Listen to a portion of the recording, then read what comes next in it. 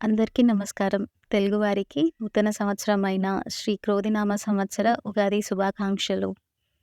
ఈ సంవత్సరం మిథున రాశి వారి ఆదాయం 5, వ్యయం 5, రాజపూజ్యం 3, అవమానం 6.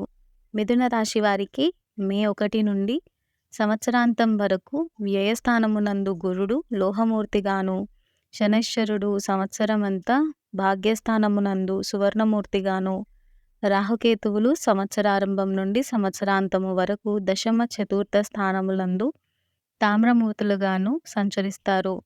వివాహాది శుభకార్యములకు అధిక ధన వ్యయం చేస్తారు. గొప్పలకు పెళ్లి నిందలు పడతారు.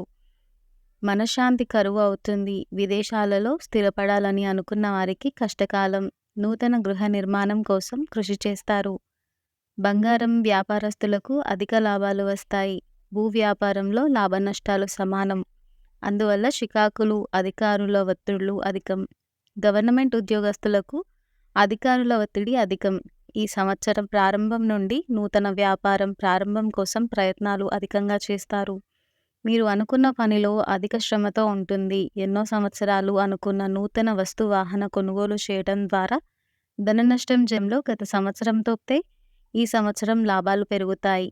ఈ సంవత్సరం ఖర్చు అధికమవుతుంది. రావాల్సిన బాకీలు ఆలస్యం అవుతుంది. ఈ సంవత్సరం నూతన వ్యాపారం మరియు భాగస్వామ్యం వ్యాపారంలో ఆశించిన లాభాలు రావు. గత సంవత్సరం నిర్మాణం చేసిన వాటికి ఈ సంవత్సరం పూర్తి అవుతుంది. నూతన భవన నిర్మాణం చేసే సమయం వృధా అవుతుంది. నూతన శుభకార్యాలు అధిక ధన నష్టం జరిగే అవకాశం కలదు. వృత్తిపరమైన సమస్యలు అధికంగా ఉంటాయి. మనోధైర్యంతో ముందుకు వెళ్తారు. ప్రయాణాలు అధికంగా చేయడం వల్ల ధన నష్టం వచ్చే అవకాశం ఉంది. విదేశాలలో ఉన్నత విద్య కోసం వెళ్ళే వారికి అనుకూల వాతావరణం ఉండదు. ఆర్థిక సమస్యలు అధికమవుతాయి. విదేశీ ఉద్యోగ ప్రయత్నాలు చేస్తున్న వారికి ఆశించిన స్థాయిలో ఉద్యోగాలు వచ్చే అవకాశం రావడం కష్టం. వివాహ ప్రయత్నాలు చేస్తున్న వారికి ఈ సంవత్సరం శుభసూచిక ఉన్నాయి. ఏదో ఒకటి అని చేసుకుంటే సమస్యల్లో పడతారు. వివాహాల కోసం అధిక మొత్తంలో ధన నష్టం అవుతుంది. భార్యాభర్తల మధ్య ప్రేమానురాగాలు తగ్గుతాయి. ఆదాయం విదేశీ యాత్రలు వాయిదా వేస్తారు. మీ తోటి మిత్రుల సహకారం ఉంటుంది. వారి కోసం ధనం కలిసి వస్తుంది. సాఫ్ట్వేర్ ఉద్యోగం చేస్తున్న వారికి అవకాశాలు తక్కువగా ఉన్నాయి. కంపెనీ మారాలనుకునే వారికి ఇది మంచి సమయం కాదు. అధిక శ్రమతో కూడుకున్న ఉద్యోగాలలో చేరే అవకాశం ఉంది. తోటి విద్యార్థులు, ఉద్యోగులతో సమస్యలు అధికంగా వస్తాయి. ప్రమోషన్స్ విషయంలో ఆలస్యమయ్యే అవకాశం ఉంది.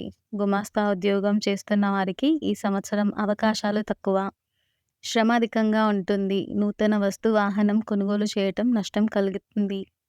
నూతనంగా ఉద్యోగాల ప్రయత్నం వారికి మంచి అవకాశాలు రావడంలో ఆలస్యం అవుతుంది.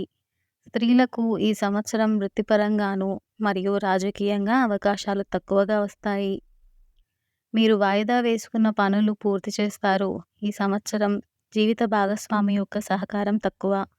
మిత్రుల వల్ల కొన్ని సమస్యల నుండి బయటపడతారు. నేత్ర వ్యాధులు అధికంగా వస్తాయి. నేత్ర సంబంధిత వ్యాధులు బాధపడుతున్న వారు ఆరోగ్యం మీద దృష్టి ఎక్కువగా పెట్టాల్సి ఉంటుంది.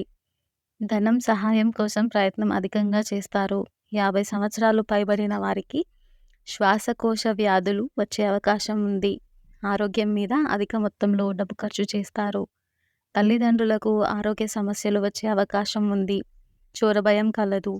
దైవ దర్శనం కోసం దూర ప్రాంతాలకు వెళ్తారు. ప్రభుత్వం పనులు చేసేవారికి లాభాలు తక్కువగా వస్తాయి. మానసిక ఒత్తిడి ఎక్కువగా ఉండడం వల్ల అనవసర విషయాల్లో జోక్యం వల్ల కొత్త సమస్యల్లో పడతారు. ప్రభుత్వ ఉద్యోగం కోసం ప్రయత్నం చేస్తున్న వారు ఎక్కువగా కష్టపడాలి. ఏమాత్రం నిర్లక్ష్యం చేసినా అవకాశాలు కోల్పోయే అవకాశం ఉంది.